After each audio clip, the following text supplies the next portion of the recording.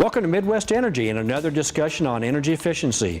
Now we're talking about attic insulation. If you joined us previously, we mentioned some comments about insulation, how much and what types, what varieties and so forth. We're going to go in a little bit more detail today. Well, I'm Greg Swob, Energy Analyst and Account Manager with Midwest Energy. If you have any questions on energy efficiency, what type of insulation and so forth, feel free to call me or one of our other energy advisors, 1-800-222-3121. or at mwenergy.com. There'll be some links to talk to an expert, or you can reach me directly, 785-625-1459 or gswob at mwenergy.com. As I mentioned, today we're talking about attic insulation. Let's think a little bit again. We've seen this slide before, but let's visit it one more time and talk about where some of our heat losses and heat gains derive from in our homes.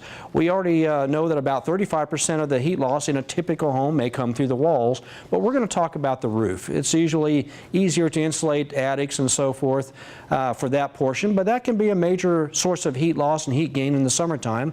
Maybe 25% of our energy costs can be related to insulation in the attic or the lack thereof. Some of the types of attic insulation, the fibered products may come in bats or rolls or loose fill or blow-in, and also rigid foam board insulation products can be used in attics.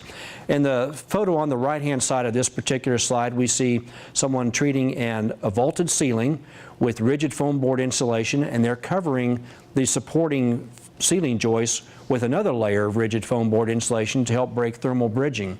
If you may recall, thermal bridging is when framework of the home or structure interrupts the insulation. And we'd like to put another layer of insulation over the top of our framework to help eliminate heat losses through the framing. One of the most preferred products that you'll see us recommend often is blown cellulose insulation. It's very inexpensive, it's easy to install. Some professional equipment is needed, but it's available at virtually every lumber yard or home center that sells the insulation product. Sometimes the machines are loaned for free, other times there's a minimal rental charge for them. Now people ask, well, how much insulation do I need? And if you've had one of us perform an energy audit at your home, or if you already have a good idea of how much you need to add, we never talk about inches, we talk about adding RValue. RValue, to mention again, is the resistance of the heat flow through the insulation product. Every bag of insulation, of the blow-in types especially, such as this cellulose bag, will tell you how many bags you need to achieve a certain RValue for a certain number of square footage. Just a matter of some basic mathematics. If you have a 1,000 square foot home, for example, right on that chart will probably say you need X number of bags to treat a 1,000 square foot attic at so many RValue of insulation. But there's a table on every single bag. You need to study that briefly to make sure you're using a right amount of insulation. Now let's compare the two most commonly available products that are used to insulate our attics. We have fiberglass and we have cellulose. They're both readily available. They're both fairly easy to install. The blow-in type products are available in either one of these varieties, but that's some machine equipment that may be available from the home center or the lumber yard. Fiberglass, of course, is made from recycled glass products. Cellulose is made from recycled paper products. And we mentioned some blue jean scrap material also, some denim products. So it's a natural fiber type product. There's a lot of energy used, though, to process recycled glass into spun fiber product insulation. When it comes to cellulose, the equipment uses much less energy. It's basically shredding the paper products into fine particles, and boric acid is added to give it some fire resistance. The RValue, though, on insulation with fiberglass products can actually decrease under certain conditions. Under extremely hot or extremely cold conditions, we can see dramatic reductions in insulating RValue. Cellulose, on the other hand, maintains its RValue regardless of how hot or how cold it is in that attic or other area that it's insulating. With fiberglass, air can travel through it quite easily, and we have a demonstration we'll show you here in a moment about that.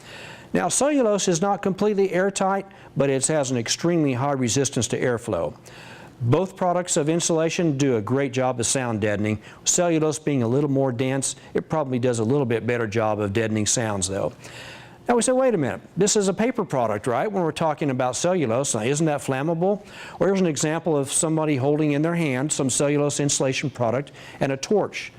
And the boric acid, the borate that's been added to that cellulose product gives it extreme fire resistance. Once that flame has been removed, the smoldering virtually ceases and it does not burn the house down. So that scare can be put to rest.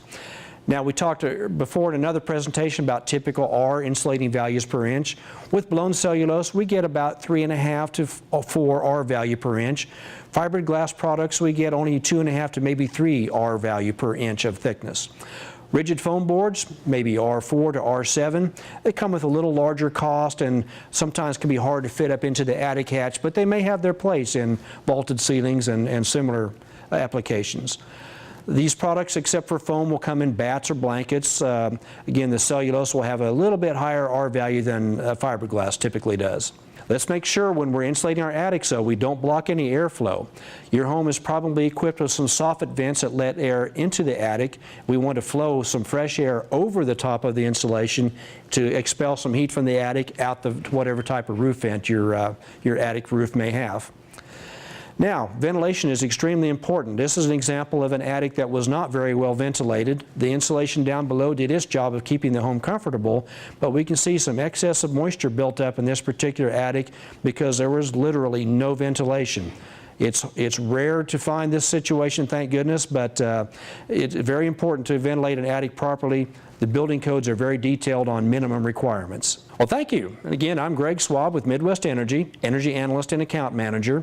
You can contact me directly or one of our other energy advisors through Midwest Energy by calling 1-800-222-3121, or my desk number directly is 785-625-1459.